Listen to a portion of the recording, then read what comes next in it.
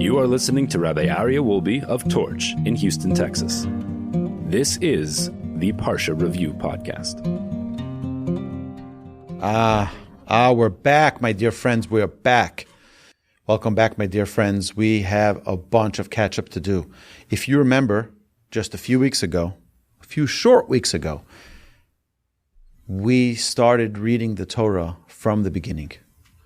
And the first portion of the Torah we all know, Bereishis, it's the portion which is the most important because it's the foundation, but it gets the least attention because we never have a full week to prepare for the portion of Bereishis. Because you always have Simchas Torah, where we conclude the Torah, and it's always sometime in the middle of the week, and we never get a full week to review the Parsha.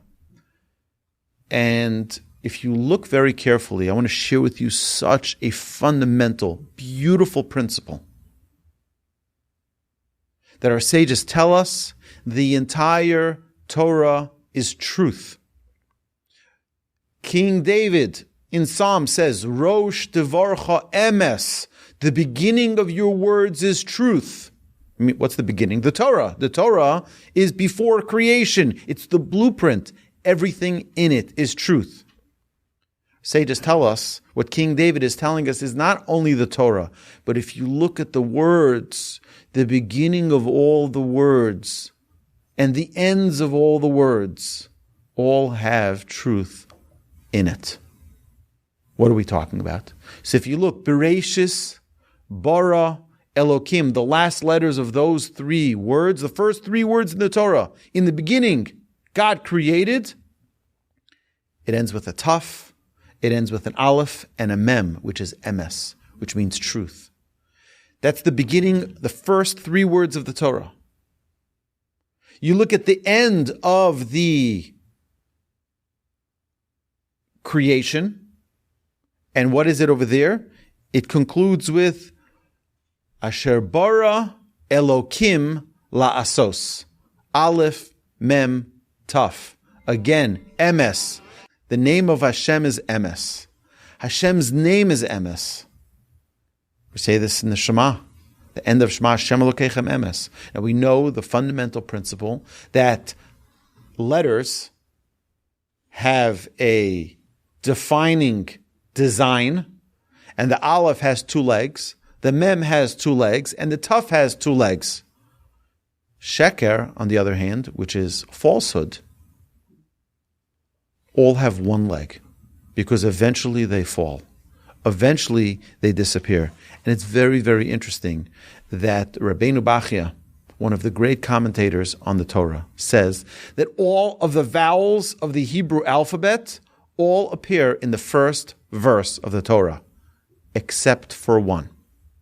The one vowel that does not appear in the one vowel that does not appear in the first verse of the Torah is the vowel of shuruk. Why shuruk? Our sages tell us, because shuruk is the same letters as sheker. Sheker is falsehood.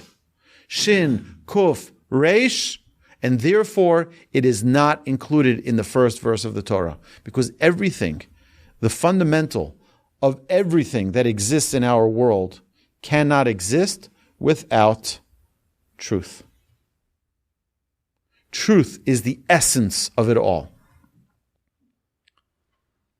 But that's not it. If you want, I will show you something even greater.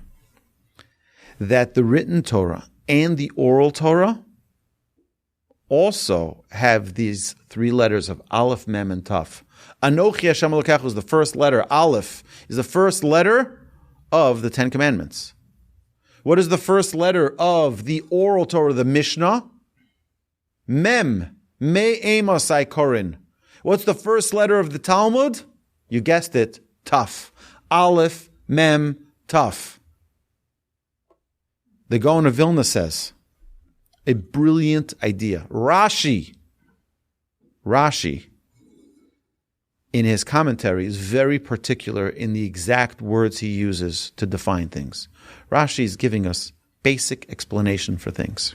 Now, when it talks about the slithering animals that go on their belly, so there's a proper way to translate that. You can write it as stomach.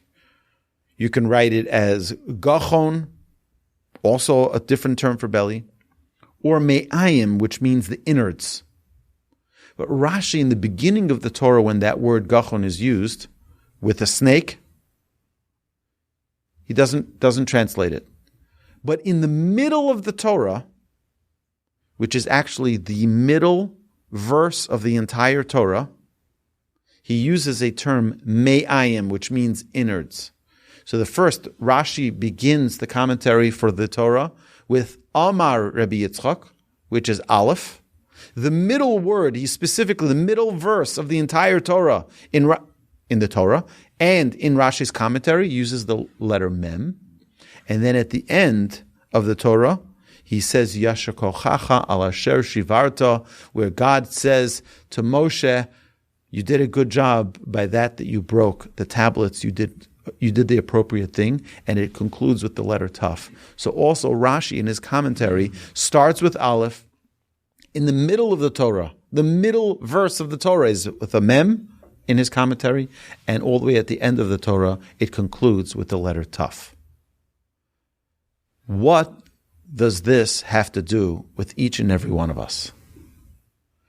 You know, sometimes, I say this many times in the name of my rabbi of blessed memory, Rav Beryl Eisenstein, grew up in Chicago, went to the yeshiva of Mir in Jerusalem, and he was dedicated to one thing and one thing only, and that was truth.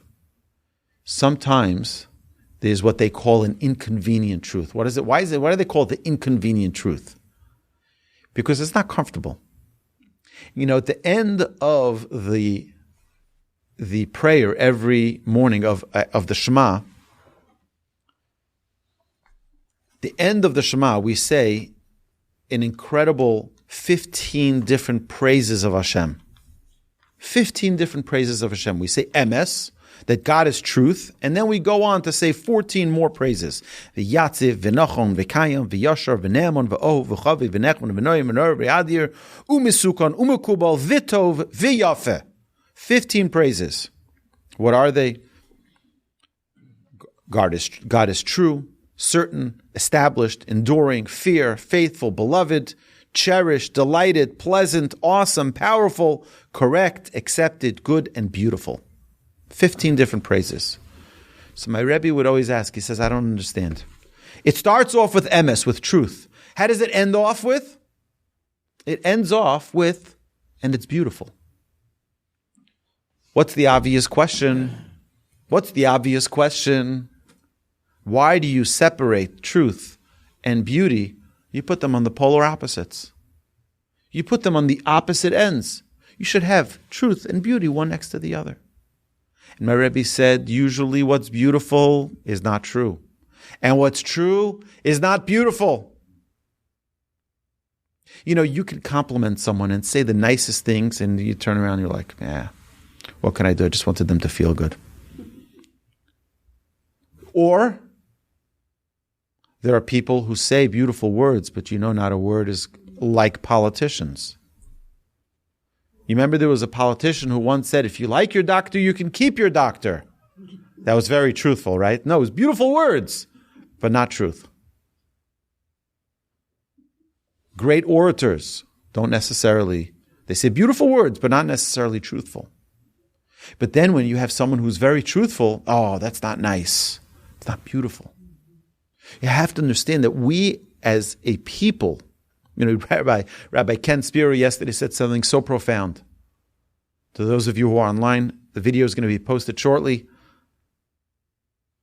He said, as Jews, we have the hardware, but we have to make sure we have the proper software. The software is the Torah. We have to make sure that we act in a way that is appropriate. And that is the key of that software is truth.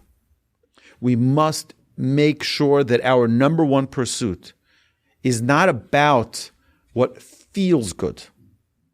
It just feels right. That's not true. What is truth may not feel right to you, but that's because you're not aligned. And each and every one of us are faced with this challenge. We're all faced with a challenge, especially in our culture, where everything is about feelings, everything's about emotion, everything's about just wanting everything to just be nice. That's not necessarily truth. We have to invest in God's language. God's language is truth. His Torah is truth. And everything that we have, the beginning, the middle, and the end of the Aleph Bet is Aleph, Mem, and Taf, which is truth. Telling us that what begins the beginning of the world, what ends the end of the world, and everything in between only stands by truth. Truth is eternal. You don't have to think a second time about your story, whether or not it's accurate, if it's truthful. There was once a story that a woman came to Rabbi Moshe Feinstein to say she was upset that her son became a scholar, and she wanted to ruin his life a little. So she comes to Rabbi Feinstein and she says to Rabbi Feinstein, he's really not my child. He is my child, but I gave birth to him, but it's not from the man I was married to. I had an affair, and this is the child from that affair. So she's trying to make him into a mamzer, which is a pretty big blemish. So Rabbi Feinstein says, okay, so let me hear that story again. And he asks her again, let me hear that story again. She's like, exactly what I told her. And every time the story changed. And then he realized, he says, she's just, it's a fake story. He was able to, in interrogation, they do this as well. They'll ask you a question, and they'll ask you the same question again and again, and every time they give a different answer. So 1 second, there's contradictions going on here. But when you say the truth, you don't need to think twice about it, because it's the truth. Hashem gives us a Torah. The Torah is called Torahs Emes. Hashem gave us an eternal world within us. Why is it eternal?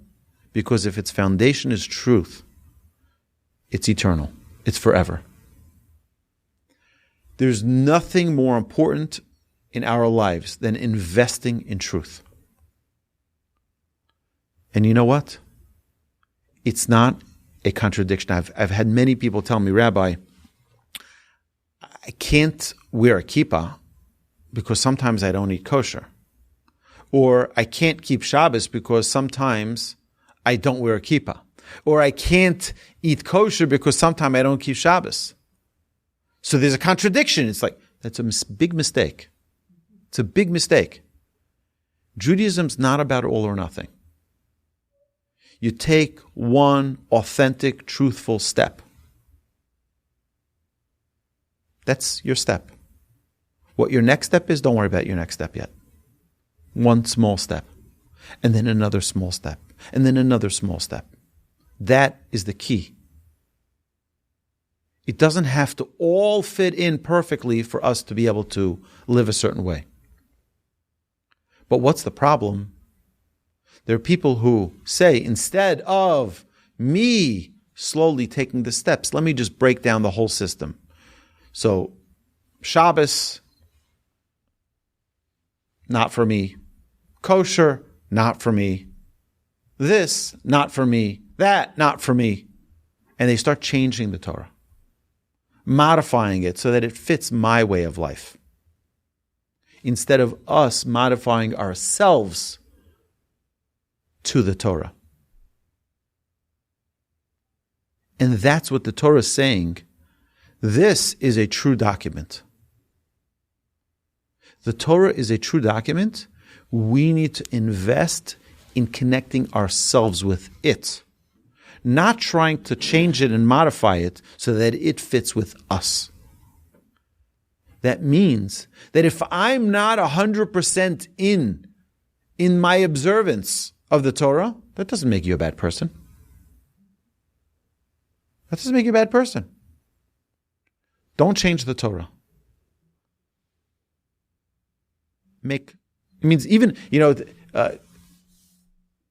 Golda Meir used to say that the synagogue that I don't go to is Orthodox. She didn't go to synagogue. She was not a religious woman. But don't change what our parents, our grandparents, our great-grandparents, the way they observed. That means if a person doesn't observe it, that's their choice. That's fine. That's their relationship with Hashem.